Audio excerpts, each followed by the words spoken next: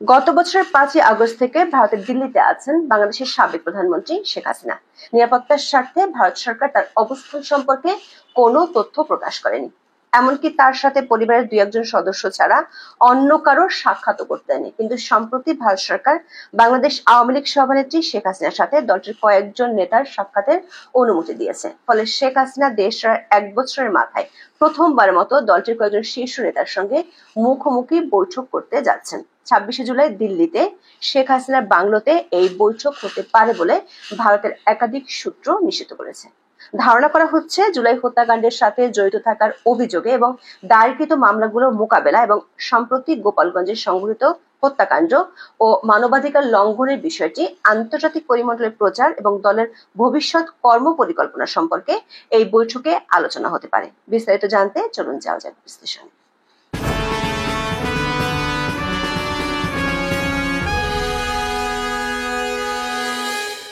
জুলাই আন্দোলনে গত বছরের 5ই আগস্ট ক্ষমতা হারায় আওয়ামী লীগ। দলটি 2009 সাল থেকে একটানা বাংলাদেশের ক্ষমতার কেন্দ্রে ছিল।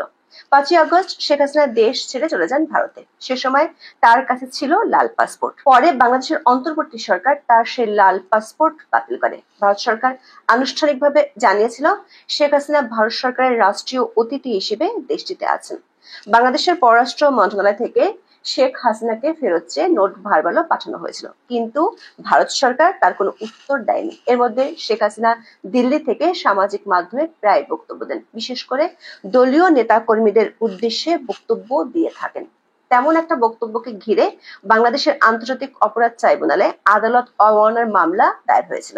মামলাটিতে আদালত শেখ হাসিনাকে 6 মাসের কারাদণ্ড দিয়েছেন। শেখ হাসিনা এমন বক্তব্য দেওয়ার বিষয়টি নিয়ে বাংলাদেশের অন্তর্বর্তী সরকারের প্রধান উপদেষ্টা অধ্যাপক মোহাম্মদ ইউনূস ভারতের প্রধানমন্ত্রী নরেন্দ্র মোদীর সাথে সাক্ষাতে তুলে ধরেছিলেন, কিন্তু ভারত সরকারের পক্ষ থেকে সামাজিক মাধ্যম ব্যবহারের স্বাধীনতায় দেশটি হস্তক্ষেপ করা সম্ভব নয় বলে জানানো হয়েছিল।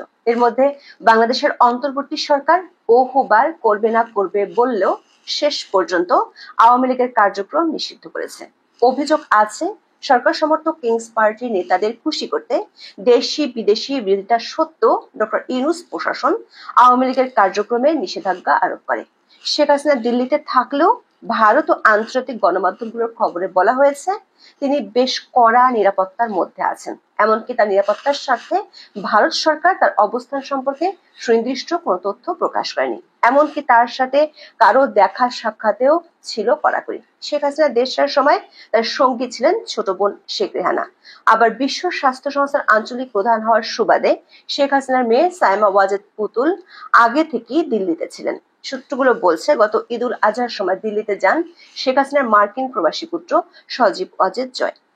তিনি সেখানে 7 দিনের মতো তার মায়ের সাথে কাটিয়েছিলেন। সজীব ওয়াজেদ জয় এর আগে বাংলাদেশি পাসপোর্ট ব্যবহার করতেন, কিন্তু বাংলাদেশের অন্তর্বর্তী সরকার তার পাসপোর্ট বাতিল করায় তিনি সম্প্রতি যুক্তরাষ্ট্রের নাগরিকত্ব নেন। মার্কিন পাসপোর্ট নিয়ে তিনি দিল্লিতে মায়ের সাথে দেখা করতে গিয়েছিলেন। দিল্লির পররাষ্ট্র মন্ত্রণালয়ের একটি সূত্র জানিয়েছে, বাংলাদেশের সাবেক প্রধানমন্ত্রী শেখ হাসিনা নিরাপত্তার কথা বিবেচনায় রেখে তার অবস্থান নিয়ে চূড়ান্ত সতর্কতা অবলম্বন করে আসছে ভারতের স্বরাষ্ট্র মন্ত্রণালয়। শুধু নিরাপত্তাই নয়, একজন অতিথি রাষ্ট্রপ্রধানকে যে ধরনের সুযোগ সুবিধা ও মর্যাদা দেওয়া হয়ে থাকে বাংলাদেশের সাবেক প্রধানমন্ত্রীর জন্য তাই বরাদ্দ আছে। নিয়মিত তার স্বাস্থ্য পরীক্ষা করা হয়। প্রধানমন্ত্রী থাকাকালে তার চোখের চিকিৎসা হয়েছিল যুক্তরাজ্যে, আর কানের চিকিৎসা হয়েছিল যুক্তরাষ্ট্রে। ভারত সরকারের পক্ষ থেকে পুরাতন চিকিৎসকদের সাথেও যোগাযোগ করা হয়েছে, কিন্তু গত 1 বছরে নিজ পরিবারের সদস্যরা ছাড়া অন্য কাউকে দেখা করার অনুমতি দেয়নি ভারত সরকার। তবে সম্প্রতি ভারত সরকারের পক্ষ থেকে এ বিষয়ে সবুজ সংকেত মিলেছে। সম্প্রতি তার সাথে তার বেশ কয়েকজন ঘনিষ্ঠ আত্মীয় দেখা করেছেন। এদের মধ্যে শেখ হেলাল উদ্দিন ও শেখ ফজলুল করিম সেলিম এবং হাসনাত আব্দুল্লাহ আছেন বলে নিশ্চিত হওয়া গেছে। দিল্লির সূত্রগুলো থেকে জানা গেছে, 26শে জুলাই শনিবার ভারতে অবস্থানকারী আওয়ামী লীগের কয়েকজন নেতা শেখ হাসিনার সাথে সাক্ষাৎ করবেন। এরই মধ্যে শেখ হাসিনা যে বাংলোতে থাকেন সেই বাংলোতে তার জন্য একটি অফিস বরাদ্দ করা হয়েছে ভারত সরকারের পক্ষ থেকে। ভারতের স্বরাষ্ট্র মন্ত্রণালয়ের উচ্চপদস্থ কয়েকজন কর্মকর্তা বাংলাদেশের সাবেক এই প্রধানমন্ত্রীর অফিসের কাজকর্ম দেখভাল করেন। আওয়ামী লীগের একটি সূত্র জানিয়েছে, আওয়ামী লীগের নেতাদের মধ্যে এখনো পর্যন্ত শুধুমাত্র সাবেক স্বরাষ্ট্রমন্ত্রী আসাদুজ্জামান খান কামাল শেখ হাসিনার সঙ্গে দেখা করার সুযোগ পেয়েছিলেন। ঢাকায় আন্তর্জাতিক অপরাধ আদালতে একই মামলায় অভিযুক্ত শেখ হাসিনা ও আসাদুজ্জামান খান কামাল। সেই মামলার শুনানি শুরু হয়েছে। সাবেক আইজিপি কে এই মামলায় রাজসাক্ষী করা হয়েছে। জানা গেছে, এই মামলা নিয়ে আলোচনার জন্য সাবেক স্বরাষ্ট্রমন্ত্রীকে দেখা করার অনুমতি দেওয়া হয়। গত বছরের 5ই আগস্টের পর থেকে আওয়ামী লীগের অনেক নেতাই ভারতে আছেন। তাদের অনেকেই দিল্লিতে গিয়ে শেখ হাসিনার সঙ্গে দেখা করার চেষ্টা করেছিলেন, কিন্তু তখন অনুমতি পাননি।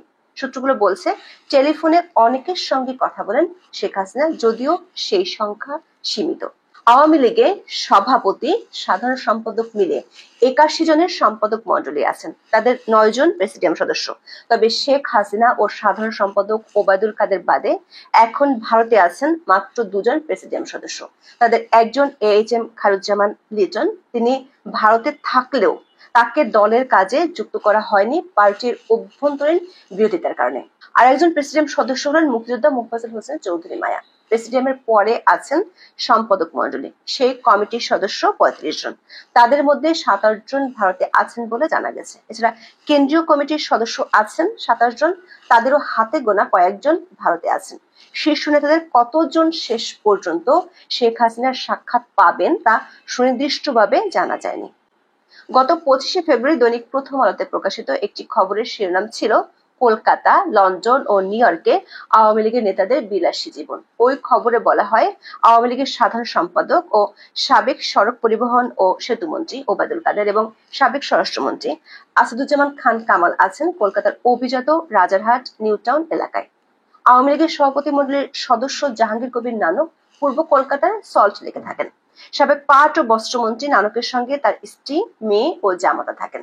আওয়ামী লীগের যুগ্ম সাধারণ সম্পাদক ও সাবেক সংসদ সদস্য আফামা বাহাউদ্দিন নাসিম স্ত্রীকে নিয়ে থাকছেন কলকাতার আরেক আবাসিক এলাকা তফসিয়ায়। সাবেক সংসদ সদস্য আলাউদ্দিন আহমেদ চৌধুরী নাসিম থাকেন কলকাতার টাটা হাউজিং অ্যাভিনিউতে।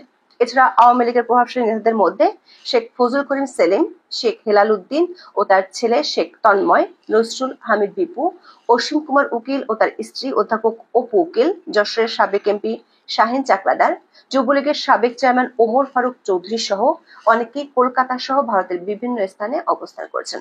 সাবেক শিক্ষামন্ত্রী মহিবুল হাসান চৌধুরী নফেল কলকাতায় ভাড়া বাসায় থাকছেন। তার ব্রিটিশ বংশোদ্ভূত স্ত্রী ও 2 মেয়ে লন্ডনে থাকতেন। সম্প্রতি নফেল তাদের কলকাতায় নিয়ে যান। আওয়ামী লীগের যুগ্ম সাধারণ সম্পাদক মাহবুব উল আলম হানিফ দিল্লিতে অবস্থান করছেন। শেখ হাসিনার সাবেক প্রতিরক্ষা উপদেষ্টা তারিক আহমেদ সিদ্দিক কলকাতা থাকেন। ভারতে নিজের বাড়িতে থাকছেন আওয়ামী লীগের নেতা আবুল হাসান আবদুল্লাহ ও তার ছেলে বরিশাল সিটি কর্পোরেশনের সাবেক মেয়র সেনেবাদ সাদিক আবদুল্লাহ। অন্যদিকে সাবেক চিফ হুইপ নুরি আলম চৌধুরী লিটন ও তার ভাই যুবলীগ নেতা নিক্সন চৌধুরী থাকছেন কলকাতায়। গত 7ই ফেব্রুয়ারি বিবিসি বাংলাতে প্রকাশিত এক খবরে বলা হয়েছে, বিভিন্ন সূত্র থেকে বিবিসি বাংলা জানতে পেরেছে আওয়ামী লীগের প্রথম সারির বা ক্যাটাগরি 1 এর নেতাদের মধ্যে অন্তত 200 জন পশ্চিমবঙ্গে আছেন। এই শ্রেণীর নেতাদের মধ্যে যেমন আছেন দল ও সাবেক সরকারের শীর্ষ পদাধিকারী এবং মন্ত্রীরা, তেমনই আছেন প্রায় 70 জন সংসদ সদস্য। সূত্রগুলো বলছে, বাংলাদেশে হিন্দু সম্প্রদায় আওয়ামী লীগ নেতাকর্মীদের উপর নির্যাতন, বিশেষ করে গোপালগঞ্জের সংগঠিত হত্যাকাণ্ডের বিষয়টি আন্তর্জাতিক পরিমণ্ডলে ভালোভাবে প্রচার করতে চায় আওয়ামী লীগ। গোপালগঞ্জে সরকার সমর্থক কিংস পার্টি এনসিপি সমাবেশকে ঘিরে আইন শৃঙ্খলা বাহিনীর সদস্যরা বিক্ষোভকারীদের উপর গুলি চালিয়েছিল। ওই ঘটনায় 5 জন মারা যায়। বাংলাদেশের মানবাধিকার সংস্থা আইন ও সালিশ কেন্দ্র তাদের প্রাথমিক অনুসন্ধানে গোপালগঞ্জে গুরুতর মানবাধিকার লঙ্ঘনের প্রমাণ পেয়েছে। এ নিয়ে গণমাধ্যমে খবরও প্রকাশিত হয়েছে।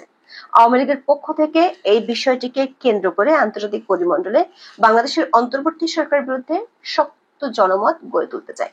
সেটি নিয়ে দলের নেতাদের দিক নির্দেশনা দিতে পারেন বাংলাদেশের আদালতে অভিযুক্ত সাবেক প্রধানমন্ত্রী শেখ হাসিনা। তবে আওয়ামী লীগ নেতাদের পক্ষ থেকে ভিন্ন নামে গোপালগঞ্জের ইস্যুটিকে নিয়ে দিল্লিতে একটি সংবাদ সম্মেলনের আয়োজন করা হয়েছিল, কিন্তু ভারত সরকারের আপত্তিতে শেষ পর্যন্ত ওই সংবাদ সম্মেলনটি বাতিল করা হয়। এখন আসসালামু আলাইকুম। গোপালগঞ্জকে নিয়ে দ্বিতীয় পর্যায়ে সরকারের একটা নির্দয় খেলা শুরু হয়েছে আবারও। কি সেই খেলা? আসছি। যখন শুনলাম গত 16 জুলাই গোপালগঞ্জে যে রণক্ষেত্রের সৃষ্টি হলো, সরকারি ভাষ্যমতেই 5 জন মানুষ নিহতের খবর জানানো হলো, এনসিপির সভামঞ্চে হামলা, তারপর অনেক কিছু, এসব নিয়ে একটা বিচার বিভাগীয় তদন্ত কমিটি গঠন করা হয়েছে সরকারের দাবি অনুযায়ী। খটকা লাগলো, বিশ্বাস করুন, নিজের কাছে একটু বিস্ময়ই জাগছিল।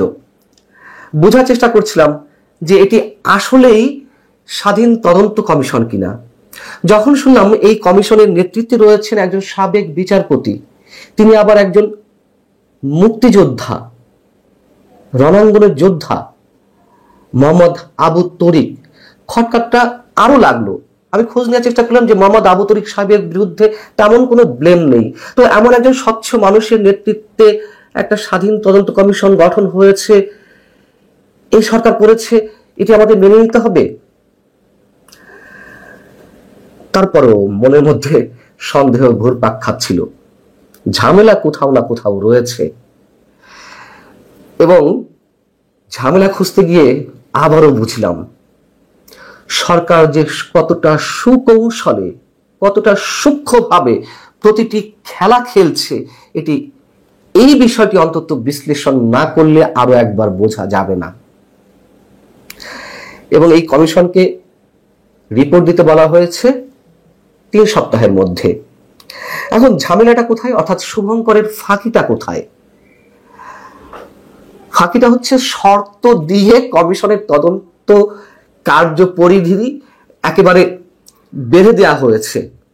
যেমন নখদন্তহীন বাঘ, এই বাক্যটার সঙ্গে সাম্প্রতিক সময়ে আমরা অনেক বেশি পরিচিত। মাত্র কয়েক বছর আগে দুর্নীতি দমন কমিশন দুদকের চেয়ারম্যান থাকাকালীন সময় তৎকালীন চেয়ারম্যান গোলাম রহমান এই মন্তব্য করেছিলেন যে দুদককে নখদন্তহীন বাঘে পরিণত করা হয়েছে, অর্থাৎ হাত পা কেটে কাউকে যখন পুকুরে বা নদীতে ছেড়ে দেওয়া হয় সাঁতার কাটার জন্য, ঠিক এই যে সোকল্ড স্বাধীন তদন্ত কমিশন বা সোকল্ড বিচার বিভাগীয় তদন্ত কমিশন, এটাকেও তাই করা হয়েছে।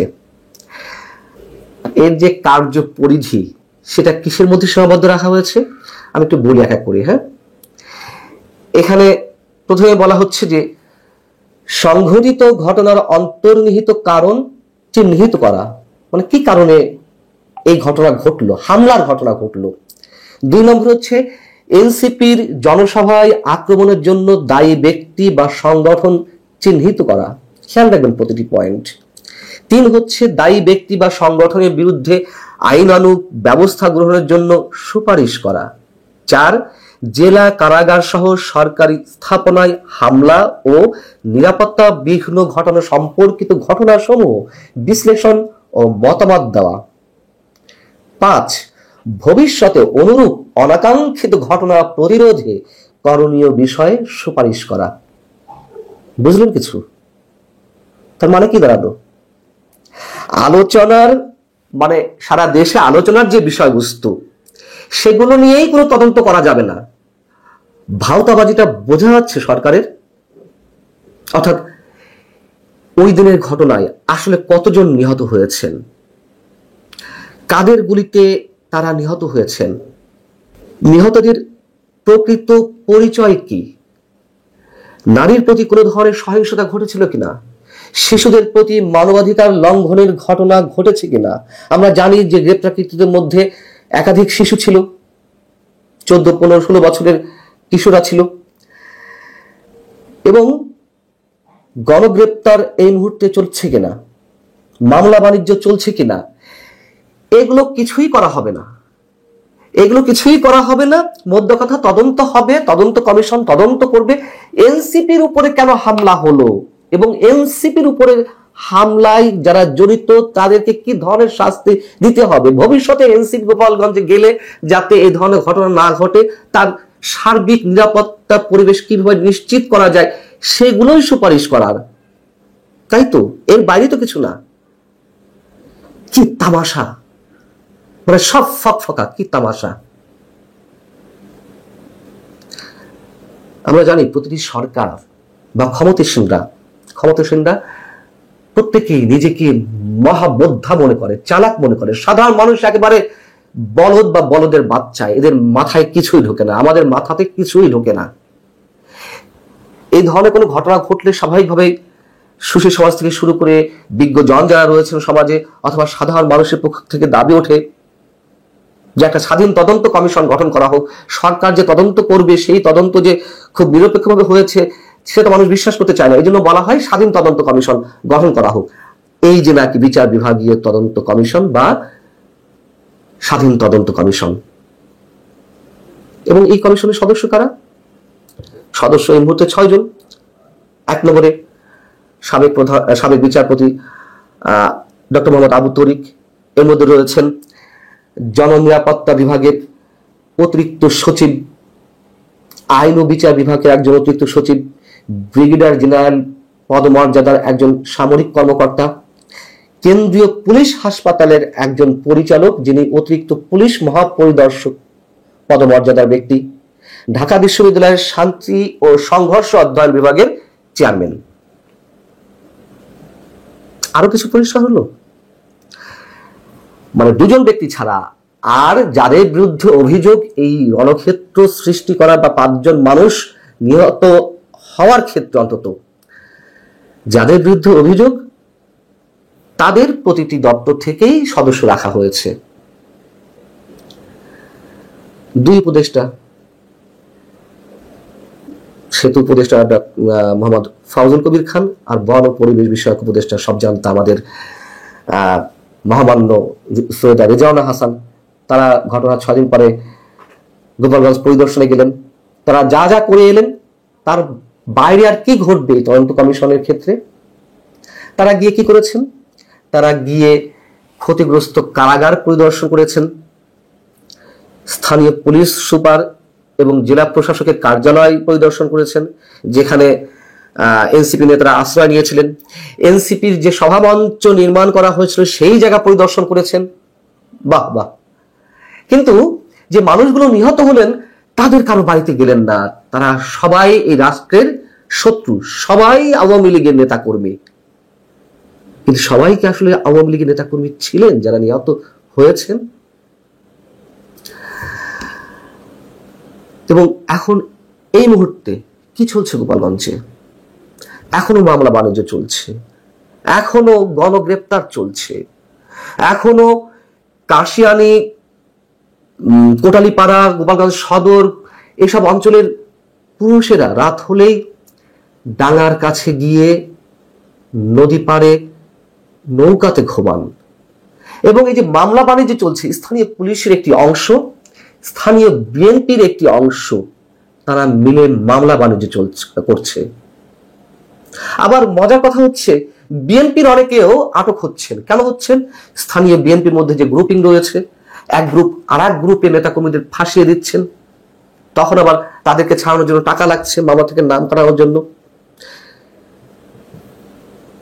ভালোই চলছে। এবং সরকারের নাটকগুলো যত সুন্দর করেই স্ক্রিপ্টেড করা হোক না কেন, তা যে মানুষের বোধগম্যতার বাইরে রয়ে যাচ্ছে তা তো নয়। এবং গোপালগঞ্জ নিয়ে নিশ্চয়ই আরো অনেক ভয়াবহ পরিকল্পনা সরকারের রয়েছে, তার আলামত আমরা নিশ্চয়ই পাচ্ছি।